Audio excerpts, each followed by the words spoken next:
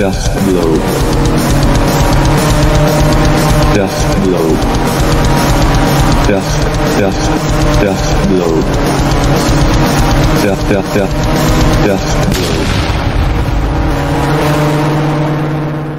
I am MVS from the band Shiva Hypothesis from the Netherlands, and you are listening to Death Blow Podcast. Welcome guys to a new episode of Death Blow Podcast. Subscribe, like and share my videos and click on the bell so you will know when my new video will come out. Instagram, Facebook and TikTok to see my new updates and news. Spotify, Apple Podcast and other audio platforms to listen the audio version of my old episodes. In this video, I had the pleasure to interview a member of the band The Shiva Hypothesis, a black metal band from Netherlands, influenced by the Norwegian scene like Mayhem, Gorgoroth and Emperor. If you are curious to know more, I will show you right now the rest of this interview. So, how is going there? What can you tell me about this band? Well, thank you first of all for inviting us on. I'm from the Shiva Hypothesis. I'm the singer. MVS is the pseudonym that I go by. I'm doing all right actually at the moment, and the band is too. We just released a new album or a new EP called Faustian Restlessness, and I suppose that's what we're going to talk about tonight. Okay, so I think I have a couple of questions that I have already prepared for you. Are you ready to answer? Yeah, probably. We'll see. Let's see. Okay, the Shiva Hypothesis is a very particular name for a band. Shiva is a Hindu god. Why did you choose this name for a band? Well, actually, the Shiva Hypothesis itself is a hypothesis, so it's a scientific or pseudoscientific theory, and it's about periods of large destruction. So from basically from the cosmos, right? Meteor strikes, solar flares, and all that. And as soon as they happen, so periods of large cosmic destruction, they are followed by periods of great creation and prosperity. Which is why it is named after the Hindu god Shiva, who is the god of both destruction and creation. And that duality, that balance between destruction and creation is what draws us in very much, and we like to play with that subject. So we found it an interesting name to use, also one that I suppose hasn't been used by other bands, so that factors in as well. Okay, how did you start the band, and who are the other musicians? Well, my bass player and guitar player, they started the band off a bit earlier than I was involved. They found a drummer at that point as well. And they had already created a few songs that were also featured on our last full-length album. Before I even was involved in the first place. So I joined a couple of years later. I think this was 2014. And that's when the entire band started coming together. So that's almost 10 years ago now. That's a long time. And when I came in, everything just went sort of natural. They had already written some of the songs just instrumentally, right, without vocals. But I joined in and started picking up the vocal duties, and everything went pretty smoothly, I suppose. So they've been around a little bit longer. I joined 2014, so that's just roughly the history of the band. So are you guys playing live, or are you going to organize a tour in the future? We do play live a couple of times a month if we can. We all have jobs, so we're not really great on touring. We did a tour once, which was just before the lockdown, which brought us to Germany and the Czech Republic. But it's pretty difficult to organize, to be honest. So we're obviously not really a large band that can live off their earnings. So we all have to keep working. And I'm a teacher, so I do have some free time sometimes. Like I've got a few set weeks off in the year, and the rest of the band basically just can take off whenever they want. So We might do a tour again, but it's not going to take a large shape. It's going to probably be a couple of shows spread over a week or two. Yeah. So how are you feeling when you are live on stage with in front of people? How do you feel? Well, it's great. It's like a release, isn't it? I'm usually a pretty relaxed guy, but that's probably also because I can just release all of my aggression and all of my energy on the stage, and I think that the rest of the band feels the same way. We always thoroughly enjoy it. It's great to play live, play in front of other people, just to make your music be heard, right? That's something really special to us. I'm very curious about your project, about your band, because I was very curious about the themes of your lyrics. What can you tell me about? Oh, right. Well, this particular EP, it's called Faustian Restlessness, and it's loosely based on the story of Faust, right? Which is an old Germanic tale about a doctor who makes a deal with the devil, but whenever he gets everything he wants, it's never really enough. So he's always looking for more, and that's the overarching theme of the album. There's a couple of songs on there, and they all fit into that sort of theme. It's about striving for wealth and power and losing yourself in the process. It's all about just the endless search for more and never settling for what you have. And I thought that was an interesting given, because I can see it all around me in the world. Obviously, you can name a couple of examples yourself when people do this. And I thought it was an interesting theme. It sort of fits into the larger narrative of the creation and destruction theme that we have with the band, but more specifically this time about expansionism, I suppose. It's so interesting, this lyrics. I was reading a couple of the new release. It's so awesome. Oh, thank you very much. You and your band published last June 29 this new EP, Faustian Restlessness. What the public can expect from this album? Well, if you are a bit familiar with our previous work, I suppose that focused a little more on the atmosphere and a little less on the aggression and the elation. And I think that's more present in this album. It's heavier in the classical sense. It's a lot more unhinged, I suppose. You could even call it sort of schizophrenic at times. I think it's very abrasive. So that's definitely a difference with the previous album, but it's still also atmospherical at times, and it's sort of a mixture between black, and I think it's mostly blackish, but there's also quite strong 90s death metal elements in there, and it's sort of turning a bit towards avant-garde as well. There's a few sort of out there ideas in the album. So the vocals, your vocals remind me very much to Attila Csihar from Mayhem. Have you ever had the chance to speak with him? No. Well, thank you first for noticing. I would say that's definitely one of my biggest inspirations. Yeah. I love everything he does. I obviously Mayhem, but also the things he did with Sun O, with his Burial Chamber trio, and Void of Voices. I think that the man is a creative genius.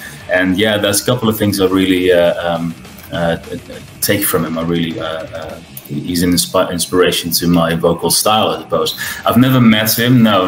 I've seen him a couple of times live, but never had the opportunity to either play with one of his bands or just run into him backstage. But I would like to speak to him at some point. That he's sort of a inspiration. Yeah.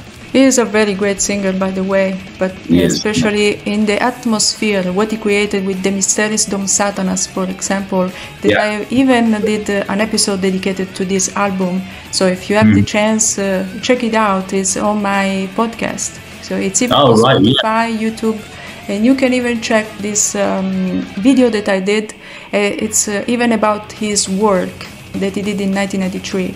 So cool. It's a very cult album. So what he did, I really understand that is very important for your career. Yeah, he is. It's great. I'm gonna check that episode out tonight. That sounds interesting. You come from Netherlands, right? Yeah, that's true. How your land influenced your music, or it's more a spiritual aspect? Well, that's sort of difficult to answer, I suppose, because the spiritual aspects or the inspiration that we take are probably not necessarily Dutch. There's well, obviously the name is Hindu, right? And there's a few references in there as well. I do the vocal technique, the throat singing, which is well, it's Tuvan, so that's also not Dutch at all. And obviously the black metal and death metal tradition both aren't really Dutch, so it's sort of more of an international thing. Do I think that being Dutch factors into the music? I'm not entirely sure in what way, to be honest. There's obviously quite a few bands in the genre that have Dutch lyrics and Dutch themes. We haven't done that, not at least not yet. Maybe that I can't rule out that we might do that in the future. But for now, it's sort of more of a spiritual thing, and I suppose it's more international than it is specifically Dutch. It could be very possible that even the environment, it's well, it's easy to reach everything by bike. I suppose that's the difference. Everything's pretty flat. If you've ever been to the Netherlands, you can reach everything by bike. I'm not sure how that works in the music, but maybe it does. Many song titles in your band's history are in Latin also. Did you study this language? Why choosing an ancient one? Well, there's Latin song titles. There's also we've got a few Hindu ones as well, right? Sanskrit. No, and I'm not very familiar with the Latin language. Obviously, I know a little bit about it, but these are also terms that I stumbled upon when researching specific subjects, occultism, for instance, and some of these things that I mentioned. They are Latin. In the previous album, we had a song called Kadokeos, which is well, actually it's Greek, but also I suppose Latin, pretty close to that, which is from Greek and Roman mythology, so that's well, just a certain theme that I was interested in. So it's not specifically that I studied Latin or anything, but I do think it's a very poetic language. It's always got a bit of a gravitas, right? It sounds occult in itself. So I'm drawn to it in a certain way because I find myself writing Latin titles or references sometimes. I can perceive from this last album that your major influence is Norwegian black metal. How important is this genre for you? Well, it's the start of the genre, I suppose. And you mentioned the Mystery Dom Satanas. Well, that's one of the best albums of all time, as far as I'm concerned. And also lots of other Norwegian bands. They are well, obviously heavily influential on our sounds. Use anything that's black metal oriented always sort of draws back to those bands. And I am specifically drawn to bands like Mayhem, but I think our bass player who wrote some of those riffs, he was also inspired by bands like Doodhamsgaard and Vet Doens Ende. So yeah, there's definitely influence of Norwegian black metal, and that's also a genre that we're all very passionate about. So I suppose that's well spotted, yeah. Yeah, that's very interesting because Norwegian black metal is very... Sometimes certain songs are good, but other times certain songs are not into it. Right. So depends how you look at it, because black metal is so atmospheric, but sometimes it could be even less atmospheric and more raw and dark. So it's true, yeah. And I suppose if you ask Fenris from Darkthrone, right, he has a pretty puritanical view on black metal and what it's supposed to be. It has to be pretty harsh and aggressive, and it shouldn't feature more than 3 riffs. Well, I suppose that we fail on that regards already. So it's not entirely in a tradition of Norwegian black metal. There's lots of other influences as well, but yeah, that's definitely one of the things that we hold dear. The Shiva Hypothesis started in 2012. How did you mature musically and lyrically from your first release? Well, a couple of things that are a bit different is, like I mentioned before, when I joined the band as a singer, some of the songs were already written without any vocal parts yet, so they were basically instrumentals at that point. And ever since I joined, we started writing these new songs, and I suppose everything was factored in, right? So we knew every aspect of the band that we wanted to put in there. And so I suppose it's more of a coherent album this time, because everything falls into place a bit more nicely.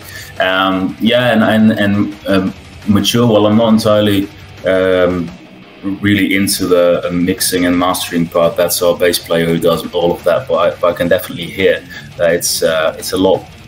The sound's a lot better this time as well, because he's definitely learned a couple of things and tricks along the way as well. So sonically, it's also become more polished, I would say, but not obviously polished in the sense that it doesn't sound raw anymore, because it still does. But just better overall, I suppose. I don't have any other terms to describe it. The album cover of Thirsty and Restlessness, I was watching the other day, is very interesting. I can see the eyes and some faces. Who had the idea and who designed this artwork? Well, it's a friend of ours who's a designer, and we gave him a couple of clues on what the album was about and what we wanted, and we basically only said to him that we wanted this sharp contrast between colors, right? We were still thinking we should do a color, or maybe just black and white, as long as it's very, it's a high contrast, a big difference between the color on the album. And also the idea of this restlessness, or the eerie feeling that's in the album. And we started brainstorming. We just visited him, had a couple of beers, and he started to draw things out. And he came up with this idea about all of these eyes, right? That's, I suppose, the main part of the album, all of the eyes sticking out. And that's sort of the schizophrenic idea that you might hear in the album, and sort of the restlessness aspect. So we were very pleased with what he came up with, and obviously we decided on that all together. But yeah, I think it's come out pretty well. It doesn't necessarily scream black metal or aggression, but it's very eerie, I suppose, if you look at it. Yeah, makes me think a little bit on a psychological aspect of this artwork. So it's more a psychological thing and a spiritual thing, because your band is very tied to this spiritual trip, whatever it could be the name. You can choose the better description of this band, which is your band. And it is very interesting. Black metal is related to darkness and pain. Do you agree that is a form of journey inside your mind and your soul? So that black metal is a journey in my mind? Yeah, or in your soul?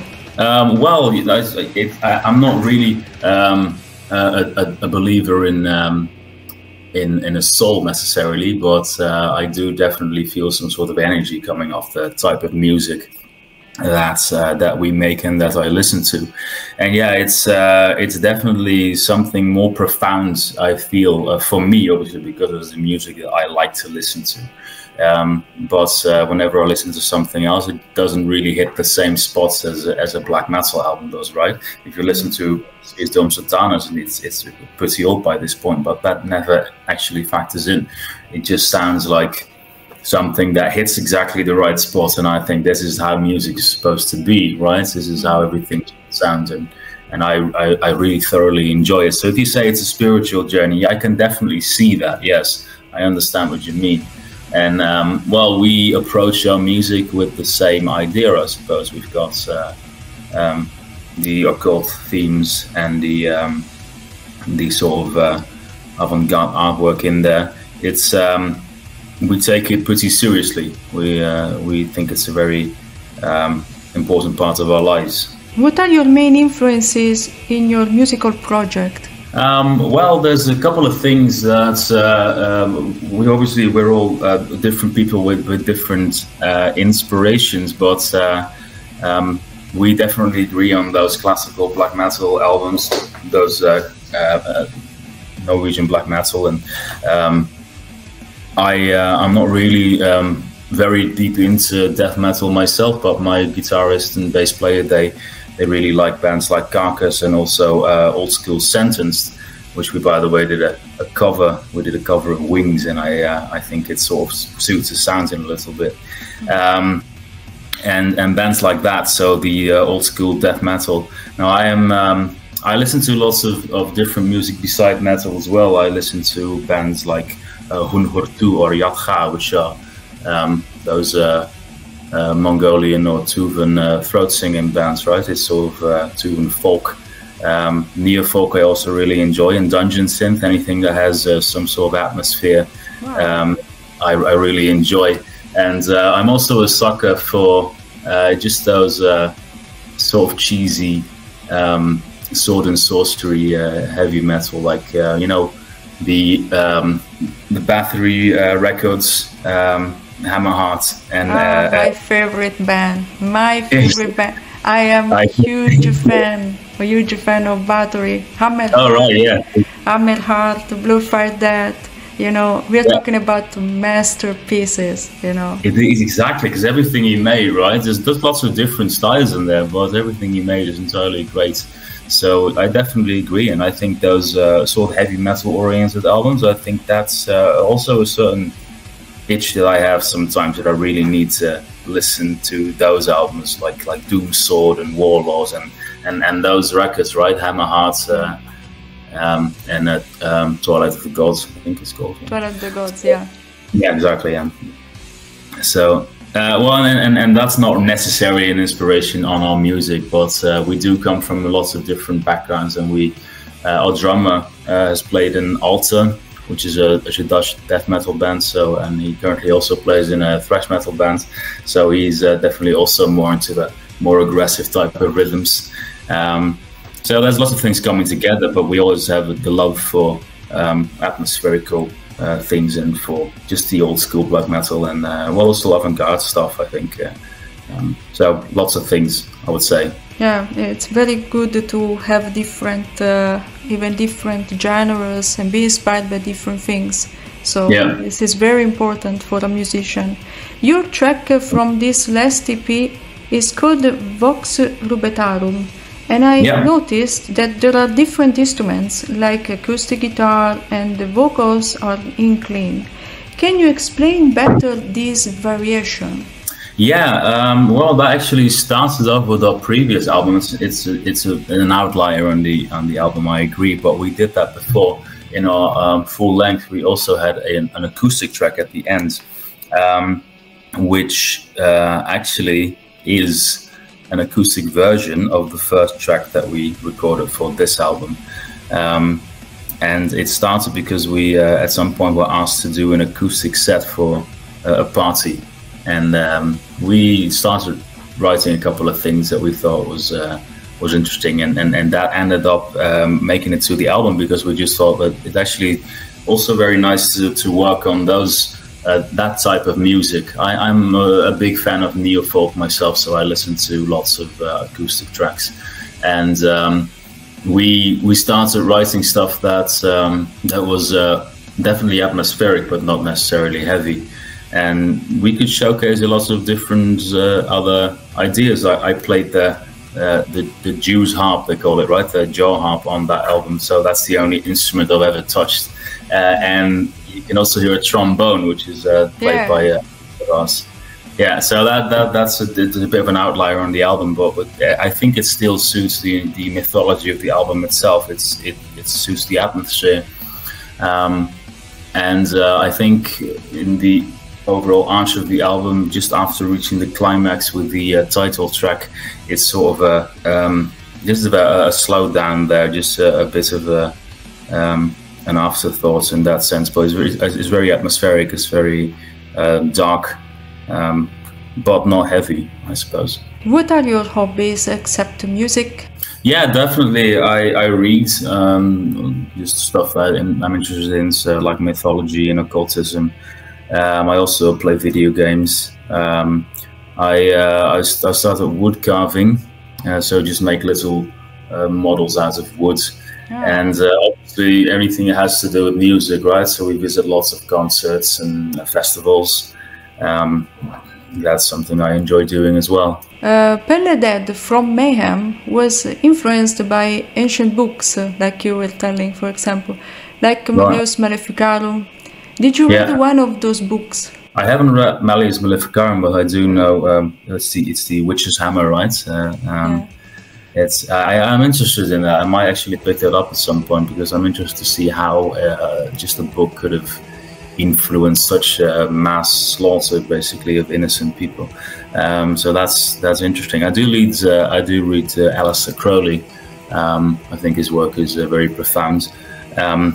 And I'm also interested in nature writing, just works about just observations about nature, right? About animals. I'm really a big fan of animals, especially anything that's part of the mustelid family. So that's badgers and otters and martens. It's a bit of a weird hobby, but I enjoy that. I think they're great. So I read a lot about just animals as well, and they tie into mythology sometimes pretty nicely. In fact, the Vox Rubitarum, that track that we just talked about, it's about, well, it translates to the voice of the toad, because it's about toads. It's about the role that a toad plays in alchemy. So in the alchemical process of putrefaction and then rejuvenation and all the entire cycle, the toad represents the process, the first step of putrefaction, and that's what the song's about. So you can actually hear toads in the background there as well, and you can hear my vocals sounding a bit toad-like. So if you picked up on that, that's the reason. It's about toads. Faustian restlessness is a referment to Goethe, I hope the pronounce is good, opera Faust, or is it just a coincidence? No, it's not necessarily a coincidence. I think the term Faustian also expands beyond Goethe at this point. People use it for anything that they consider to be that's just an example of people who can never get enough of anything, and I think that's also why we called our album that, because that's the theme, right? It's about expansionism, people thriving to seek power and wealth and never finding enough to satisfy their needs, and that is Faustian. But it definitely also refers back to the literal novel, and there's actually a reference in that song as well. That's straight from the book. So it does refer to Faust. What advice can you tell to new bands that are starting right now? What can you say to don't feel discouraged to them? It depends on what their ideals are or what they want to reach. If they are planning to play large festivals in a year, then that's going to be difficult. I feel that we mainly focus on making the music and writing songs and playing, and then there's also the social media presence stuff that we don't necessarily like doing. I think these interviews, they're great because you can actually talk about your music, right? Mm-hmm. But putting stuff online sometimes we don't really like doing that, but it's definitely part of it, right? We need to make our music heard, so we need to also come up with a marketing strategy, basically. Mm-hmm. That's part of how bands today can actually make themselves heard. But in other ways, it's also become easier, right? Because we can now everyone can access it. Everyone can hear our music. We can have this interview from the Netherlands to Italy over the internet, which is amazing, which is great. So it's don't lose the passion that you have for the music, and also try to find the fun in reaching out to people, because playing live has always been great for us. We've always enjoyed that very much, also because we get to meet different types of people, and that's that's something you shouldn't lose, and it doesn't necessarily need to be financially supportive, right? You probably in our genre it's pretty difficult to make enough money to call it your job, but that's not really our ambition either. So we just like making our music, and that's part of us, but it's not necessarily our job. So I think that also keeps the creative spark going. I think just having it as a hobby makes it all the more interesting for us to work on it. And as an advice for new bands out there, just enjoy what you're doing and do what you enjoy, basically. There is a best song or album that you really liked and that you are so proud? Do you mean songs that we made? Yeah, or that you are so proud that you have written this song really means something to me and I really enjoy it. Well, I suppose that goes for all of our songs. That's sort of a cop-out answer there, but it is true. Everything that we made feels special. It feels like part of myself and part of ourselves. But I do have a couple of favorites, obviously. And I think, well, the song Faustian Restlessness, it does really build up very well, and it reaches a climax and then it slows down a bit. And then there's another climax in there as well, because I think it really flows well. It's 9 minutes long, but it never feels that way for us to play it. It always feels a lot shorter because it's just well, and obviously I haven't written the music myself. I did the vocal parts and the lyrics, but I'm really impressed by how my bass player and guitar player came up with those riffs and tied it all together, and the drumming parts as well. It's great. It feels like just making promotion for our own music, but I am just a fan of it. I think it's great to play that particular song and everything all together, obviously, but this is always something I'm looking forward to. Shiva makes me think to India, for example, and Hinduism believes and recognizes reincarnation. Do you believe in it? No, I am not a spiritual person in that regard. I am very interested in it from a distance, but I am actually an atheist. I don't believe in gods or in spirits or in a soul, so I don't believe in reincarnation either. But I think it's as a concept, as a theme, is very powerful. And it's great to play around with, right? It's great to write music about. It's great for art, right? Anything that turns up in art, in movies and paintings and music doesn't necessarily have to be true, but it does have to invoke a strong image, right? So yeah, reincarnation is I think is a very interesting theme. I do not necessarily believe in it now. Well, what do you want to add to finish this interview? Well, first of all, I'd like to thank you, and your questions were great. It really got we can really go a little bit deeper there. So thank you very much for that. I wish you best of luck with what you're doing, and I am going to check that out. That one interview you did about Attila, right? No, I didn't do an interview. I just made an episode about yeah, right. No, fair enough. But still, that's great. I'm interested in all of his work. So whatever. I'm gonna check that. Well, I don't really have anything to add. If people want to check out our music, they should, and if they don't, then they should not, basically. But if you're interested, it's on all of the major platforms, right? Spotify and all that. So you can find it there. And that's all for this episode. Don't forget to subscribe, like and share my videos, Instagram, Facebook and TikTok for more news. A website that you can find in the description, Spotify and Apple Podcasts to listen the audio version of all the episodes. See you soon, guys!